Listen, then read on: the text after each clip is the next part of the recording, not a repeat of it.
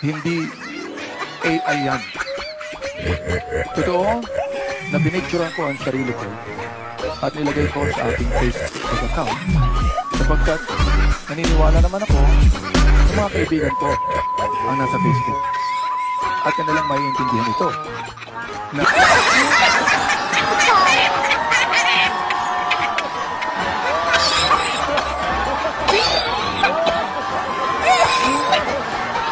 sa Facebook account ko, nanakaw niya. Yan ang nakalagay sa Facebook ko. Kinati niya. Dapat, nilabas niya yung dalawang yan. Di ba? Alright. Now,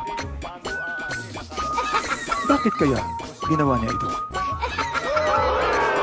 Unang-una, upang pasakitan ako ng tumatakbong kalaban ng mayor ko.